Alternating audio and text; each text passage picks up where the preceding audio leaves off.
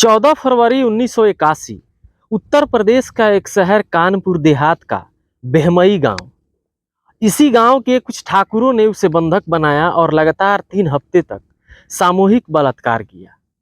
उस लड़की ने आगे चलकर बेहमई गांव के 21 ठाकुरों को एक लाइन में खड़ा करके गोली मार देती है। दोस्तों, कोलकाता में हुए ट्रेनी लेडी डॉक्टर रेप और मर्डर के बाद सोशल मीडिया पर आज उस लड़की की चर्चा तेजी से हो रही है कि एक लड़की थी जिन्होंने अपने साथ हुए दुष्कर्म की सजा इस कदर दिया। वह लड़की अपने साथ हुए बलात्कार, शारीरिक शोषण और बाल विवाह के खिलाफ हथियार उठाती है और अपने एक एक दुश्मन से, यहाँ तक कि अपने पति से भी बदला लेती है। आगे चलकर वह राजनीति में भी अपना झंडा बुलंद करती है। नमस्कार दोस्तों, मैं पंकज गोस्वामी हाजिर हूँ एक कहानी के साथ। दोस्तों, कहानी में आगे बढ़ने से पहले एक गुजारिश है। अगर आप मेरे चैनल पर पहली बार आए हैं तो कृपया मेरे चैनल को अवश्य सब्सक्राइब करें ताकि हमारा मनोबल यूं ही बढ़ता रहे। बढ़ते हैं अपनी कहानी की ओर। उत्तर प्रदेश का एक शहर है जलौन और इसी जिले का एक गांव है गोहरा का पुरवा। इसी गांव में 10 अगस्त 1963 को एक दलित परिवार में एक लड़की का जन्म होता है। इस लड़की के पिता का नाम देवदीन था। यह दिन देवदीन के लिए नई मुसीबत लेकर आया था। मुसीबत इसलिए क्योंकि उसके घर पर बेटी ने जन्म लिया था। अगर बेटा होता तो जश्न का माहौल होता। अब बेटी ने जन्म लिया तो चिंता से पिता का सर फटा जा रहा था। चिंता उसको पालने की, चिंता उसको बड़ा करने की और सबसे बड़ी चिंता उसकी शादी की। पिता देवदीन अपनी बेटी का नाम फूलन रखे थे। शुरुआत में पिता ने इस बात का अंदाजा नहीं लगाया होगा कि जिस बेटी का जन्म उसके लिए खास नहीं, वह बेटी इतना नाम करेगी और जब उसकी मृत्यु होगी तो पूरे देश में हड़कंप मच जाएगी। अपने माता पिता की 6 संतानों में फूलन दूसरे नंबर की बेटी थी। उसका स्वभाव दब कर रहने वालों में से नहीं था। वह बिल्कुल अलग थी, इतनी अलग कि सही और गलत की लड़ाई के लिए वह किसी से भी भिड़ जाती थी। फूलन के पिता मजदूरी कर घर का खर्च चलाते थे। संपत्ति के नाम पर उनके पास केवल 1 एकड़ जमीन थी। एक बार की बात है कि पिता देवदीन की मृत्यु के बाद उनका बड़ा भाई घर का मुखिया बनता है और अपने बेटे मायादीन के साथ मिलकर देवदीन के हिस्से की जो जमीन होती है उसको हड़प लेता है। जब फूलन को इस बात का पता चलता है कि चाचा ने उसकी जमीन हड़प ली तो वह उनसे भिड़ जाती है। कहा जाता है कि जमीन के लिए फूलन अपने खेत के बीचों बीच धरने पर बैठ जाती है। फूलन के उग्र स्वभाव से उनके पिता को अधिक चिंता होने लगी थी और पिता की इसी चिंता ने फूलन की जिंदगी को एकदम से मोड़ दिया। महज 11 साल की उम्र में उनके पिता ने उनका विवाह एक अधेड़ उम्र के व्यक्ति से तय कर दिया। उसके पति का नाम पुतीलाल मल्लाह था। शुरुआत में फूलन ने इसका विरोध भी किया पर किस्मत का खेल मानकर इसे स्वीकार कर लेती हैं। फूलन के ससुराल वाले ठीक नहीं थे। उसके पति का भी उसके प्रति व्यवहार ठीक नहीं रहता था। फूलन देवी जल्द ही भागकर अपने घर आ जाती हैं। उसको उम्मीद थी कि उसके अपने लोग उसकी मदद करेंगे, लेकिन हुआ उल्टा। फूलन अभी मासूम थी, लेकिन उसके दुश्मन बड़े शातिर थे। उसके चचेरे भाई मौके का फायदा उठाकर एक झूठे केस के आरोप में फूलन को जेल भेजवा देता है और वहां भी उसे शारीरिक शोषण झेलना पड़ता है। जैसे तैसे वह जेल से निकलने में कामयाब रहती हैं, सफल रहती हैं। किसी तरह उसका जीवन स्थिर हो जाए, इसके लिए पिता देवदीन ने कोशिश करके उसे दोबारा से उसके पति के घर भेज देता है, परंतु ससुराल वालों का व्यवहार फूलन के प्रति वैसा ही रहा और मजबूरन फूलन को ससुराल छोड़ना पड़ जाता है और यहीं से वह तंग आकर एक ऐसे रास्ते पर चल पड़ती है जहां से घर वापसी संभव नहीं था। एक बार की बात है कि 20 साल की उम्र में उसको अगवा कर लिया जाता है और उसके साथ बलात्कार जैसी घटना को अंजाम दिया जाता है। इससे पहले शादी के नाम पर भी वह कई साल से इसी पीड़ा को झेल रही थी, पुलिस से भी मदद लेने का अंजाम भुगत चुकी थी, इसलिए उसने इस बार हथियार उठाने का फैसला किया। फूलन के जीवन पर आधारित बनी फिल्म बैंडिट क्वीन के अनुसार 20 साल की उम्र में अपने एक रिश्तेदार की मदद से डाकुओं के गिरोह में शामिल हो जाती है।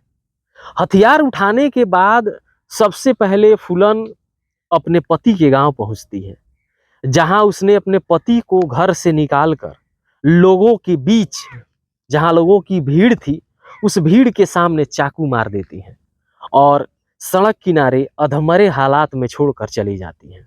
जाते जाते फूलन ने यह ऐलान किया कि आज के बाद कोई भी बूढ़ा किसी भी जवान लड़की से शादी नहीं करेगा। डाकुओं के गिरोह में फूलन को कई प्रकार की विकट समस्याओं का सामना करना पड़ता है। गिरोह का एक सरदार बाबू गुज्जर का दिल जो था वो फूलन देवी पर आ जाता है। फूलन बाबू गुर्जर की शारीरिक भूख थी, जिसे मिटाने की कोशिश करता रहता है। उसने पहले फूलन को बहलाने फुसलाने की कोशिश की। जब वह कामयाब नहीं हुआ तो एक दिन उसने फूलन के साथ जबरदस्ती करने लगा।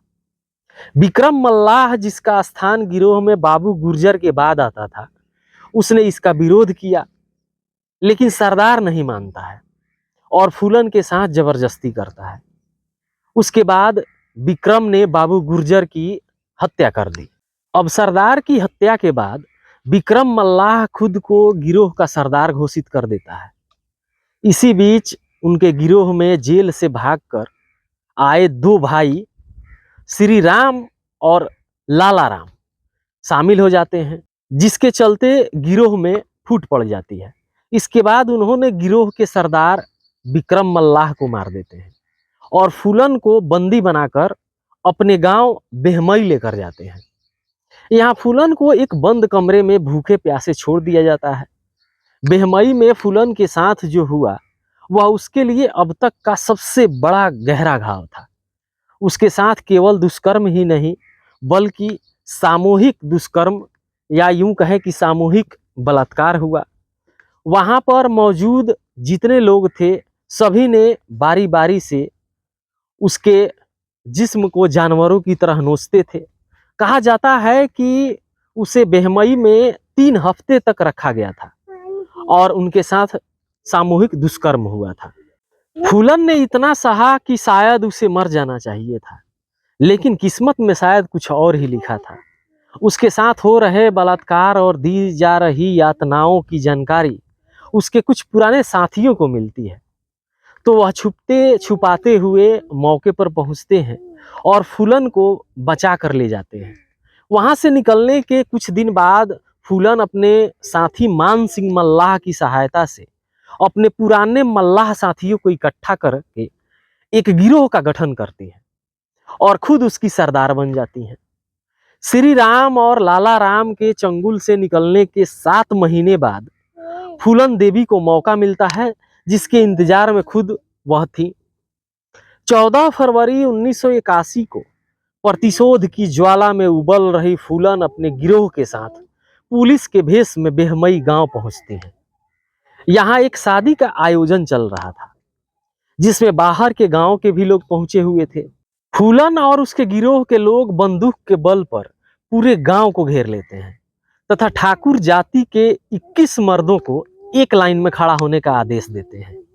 21 मर्दों में से 2 उनके पुराने गिरोह के डाकू भी थे, लेकिन यह वह नहीं थे जिन्होंने फूलन के साथ दुष्कर्म किया था। अपने दुश्मनों को वहां न देखकर फूलन देवी बुरी तरह से बौखला जाती हैं। उस घटना का आंखों देखा हाल उन 21 लोगों में एकमात्र जीवित बचे चंदन सिंह, जिन्होंने बीबीसी से बात करते हुए कहा था कि फूलन ने सबसे पहले पूछा था कि लाला राम कहाँ है। उसके मन मुताबिक जवाब नहीं मिलने पर सभी को बैठने के लिए कहा, फिर खड़े होने को कहा और कई बार ऐसा करने के बाद अपने साथियों को आदेश दिया कि फायर करो। सौभाग्य से चंदन सिंह इकलौते थे जो गोली लगने के बाद भी जिंदा बचे। नरसंहार के बाद फूलन बैंडिट क्वीन नाम से मशहूर हुई। अब लूटपाट करना, अमीरों के बच्चों को अगवा करना, आने जाने वाले लॉरी को लूटना, फूलन के गिरोह का मुख्य काम बन चुका था। कुछ सालों तक यही चलता रहा, फिर किसी तरह सरकार के सामने आत्मसमर्पण कर देती हैं। लेकिन इसके लिए उनकी कुछ शर्तें थी। वह जानती थी कि उत्तर प्रदेश पुलिस उनकी जानी दुश्मन है, इसलिए अपनी पहली शर्त के तहत मध्य प्रदेश पुलिस के सामने ही आत्मसमर्पण करने की बात कहती हैं। दूसरी शर्त के तहत अपने किसी भी साथी को सजाए मौत न देने का आग्रह किया, और तीसरी शर्त के तहत उसने उसे जो जमीन थी उस जमीन को वापस करने को कहती है जो उसके पिता से हड़प ली गई थी। साथ ही उसने अपने भाई को पुलिस में नौकरी देने की मांग की। फूलन की दूसरी शर्त को छोड़कर पुलिस ने बाकी सभी शर्तें मान ली, और इस तरह फूलन ने 13 फरवरी 1983 को मध्य प्रदेश के भिंड में आत्मसमर्पण किया। फूलन देवी पर 22 कत्ल, 30 लूटपाट तथा 18 अपहरण के मुकदमे चलाए गए। इन सभी मुकदमों की कार्रवाई में 11 साल बीत जाते हैं। सन 1993 में मुलायम सिंह सरकार ने उन पर से सारे मुकदमे जो हैं वो हटाकर 1994 में बरी कर दिया। अपना अधिकांश जीवन बीहड़ और जेल में गुजारने के बाद सन 1996 में फूलन ने राजनीति में जाने की राह बनाई। समाजवादी पार्टी के टिकट पर मिर्जापुर की सीट जीतकर वह सदन का हिस्सा बनी। उसका 2 बार जीतना यह दर्शाता है कि कहीं ना कहीं उसने जनता के दिल में अपनी जगह बना ली थी। लेकिन कहते हैं कि अतीत किसी का भी पीछा नहीं छोड़ता, वह किसी न किसी रूप में सामने आ ही जाता है। 25 जुलाई 2001 को उनके आवास के सामने ही शेर सिंह राणा नामक व्यक्ति ने उसको गोली मारकर हत्या कर दी। हत्या के बाद शेर सिंह राणा ने इस बात को स्वीकार किया कि उसने फूलन को मारकर बेहमई नरसंहार का बदला लिया है। उसने यह भी कहा कि उसने बदला लेना फूलन देवी से ही सीखा है। फूलन को लेकर लोगों के मन में अलग अलग राय हैं, विचार हैं। कुछ लोग उन्हें नरसंहारक के रूप में देखते हैं, तो कुछ लोग उन्हें दुष्टों को नाश करने वाली देवी मानते हैं। लेकिन एक सवाल जो हमें और आपको सोचना चाहिए कि फूलन देवी ने जो भी अपने जीवन काल में किया, उसके लिए दोषी किसे माना जाए? उसके पिता को, जो 11 साल की उम्र में एक अधेड़ व्यक्ति से विवाह किया, या उस पुरुष को जिसने एक बच्ची पर दया नहीं किया, या उन दरिंदों को जिसने फूलन को लगातार नोचा, या प्रशासन को जो फूलन को न्याय दिलाने में असमर्थ रही, या खुद फूलन को? इन्हीं सवालातों के साथ हमें दीजिए इजाजत। अपना और अपनों का ख्याल रखिए। फिर मिलेंगे किसी और वीडियो में एक नई कहानी के साथ। धन्यवाद।